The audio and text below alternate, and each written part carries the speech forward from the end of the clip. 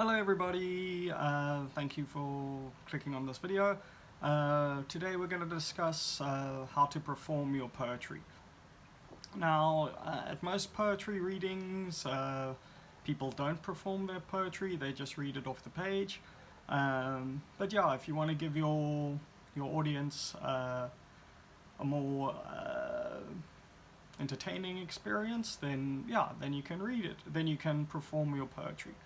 And yeah, just some tips on how to do that. Firstly, you need to rehearse your poems until you know them backwards. In other words, rehearse them until you know them out of the top of your head. And yeah, you do this basically by just reading over it aloud over and over again. And as well, if your poems, hopefully your poems do have a rhythm to begin with, but yeah, if they've got some kind of rhythm or rhythmic structure, this can really help you in remembering them. Another thing to do is to talk slowly. It's often, this is also true if you're just reading it off the page. No, you've got to talk slowly and clearly so that everybody can understand each word that you are saying. And yeah, this really helps you give a good poetry performance. And on that, you also want to express emotion in your poems. So let's say you've got an angry poem and you read it, like let me do a first line of my angry poem. It's called Lazy, and it's an angry poem, and the first line goes, how many times must I tell you I've told you? Now that's one way to read it, just as I did it there, but that one doesn't really express the anger or emotion of the poem. So to read it with emotion, you go, how many times must I tell you I've told you? You know, you basically act it out. And that's what performance poetry is about. It's about acting out the poem. And yeah, there's lots of ways to do this. I know one lady who's an awesome performance poet, Laura Kirsten, and she full on moves around the stage as she performs and makes all kinds of strange noises in between her words, and she really does a brilliant job of that. So that's also something you can do, and yeah, check her out online. I'm sure there's some of her work around, Laura Kirsten. And yeah, you know, I'm more of a, you know, I don't run around, but I do perform, and yeah, it just adds another dimension to my poetry, I feel, and to the poems that I'm reading, or poems that I am performing. Another thing is to project your voice. You never know what kind of poetry situation what kind of poetry, what kind of venue you've got, or what kind of setup they have at the venue. You know, sometimes they'll have a lectern where you can put your notes, other times they won't, sometimes they'll have a microphone, other times they won't. And yeah, it's important to be prepared for either scenario. Yeah, and projecting your voice basically means that you aim your voice for the people in the back of the room. So yeah, a lot of aspects can help you in this. Your breathing, yeah, you know, you got to breathe properly in between each line or every couple of words, depending on how long your sentences are, and so on. Yeah, there's lots of things there. If you've had vocal training, it can definitely help you. One basic vocal training trick or exercise that you can do if you want to practice projecting your voice better is to breathe in for 10 seconds, then out for 10 seconds, and then you breathe in for 8 seconds and out for 10 seconds, then you breathe in for 6 seconds and out for 10 seconds, and you do this as you master it. So once you've gotten used to breathing in for 10 seconds and out for 10 seconds, then you lower the amount that you breathe in, and eventually you'll get to a point when you can breathe in for 1 second and still speak for 10 seconds, and that's ultimately what you want to get to. And there as well, there's a lot to get into there in terms of vocal training, but yeah, you want to use your diaphragm. You want to kind of get air almost into your stomach, where yeah, you push down your diaphragm and you get more air into your lungs with which to pronounce your words. Okay, so yeah, that's a very That's basically a crash course in, in vocal training. There's a lot more to it than that, but yeah, that'll give you an idea, and you can always watch videos on how to train your voice and so on. Another good thing I do is I also warm up my voice before I go on stage, and this can be tricky, especially if you're in a poetry reading where everybody's being silent. So yeah, it's either good to do it before you enter that, or just in between. I kind of hum a little, and it's basically a scale or something like that, like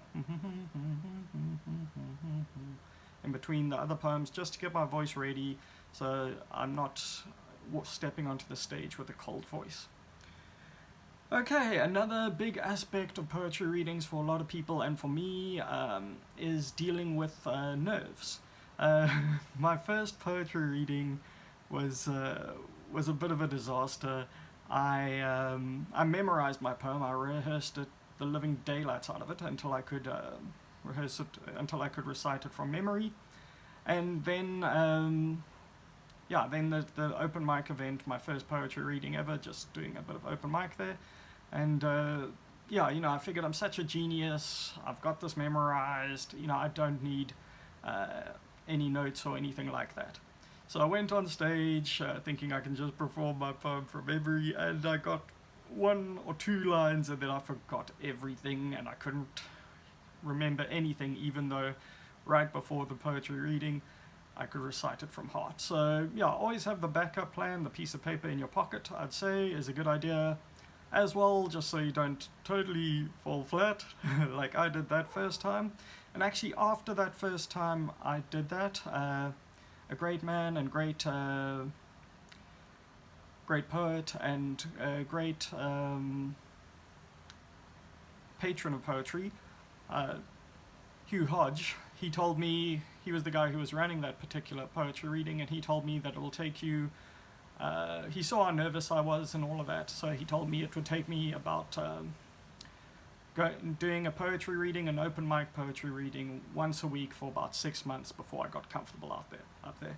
And he was right. That's what it took. And so after that I just went every single week to his poetry group, Off the Wall, which is amazing. You should check it out.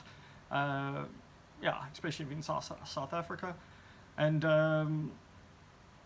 so anyway, that's what, it's just exposure. You got to get used to being in front of people. You got to get used to the crowd and so on.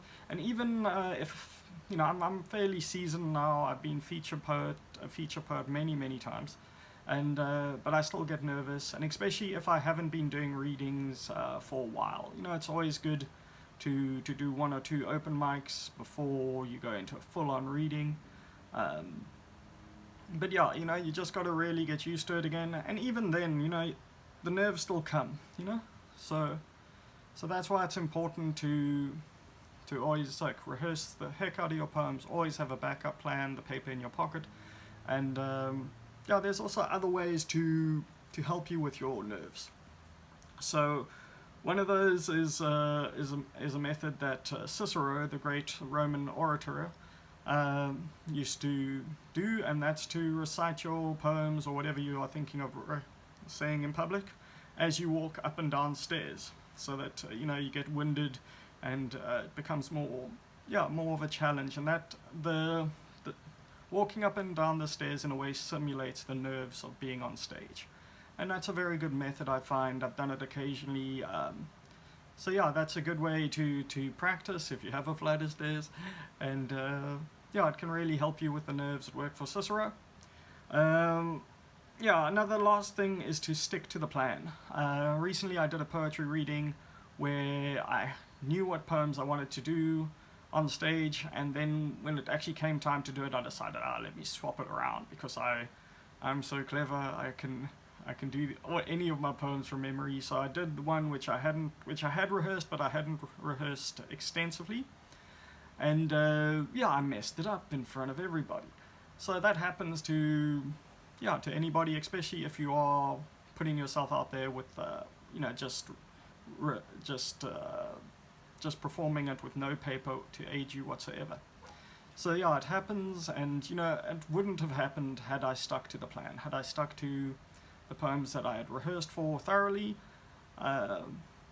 And yeah, you know, so it's always good to have your plan, stick to it, even if the situation changes slightly. That day, I'd rehearsed 2 poems, but then as it was time to perform, you know, I learned that the open mic session of that would only allow you to read 1.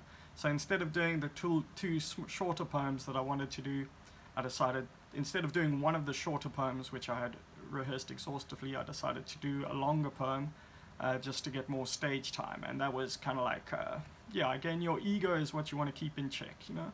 Because I let my ego take over. I thought I didn't, you know, even though I hadn't rehearsed this one as thoroughly as the rest, I can get away with it.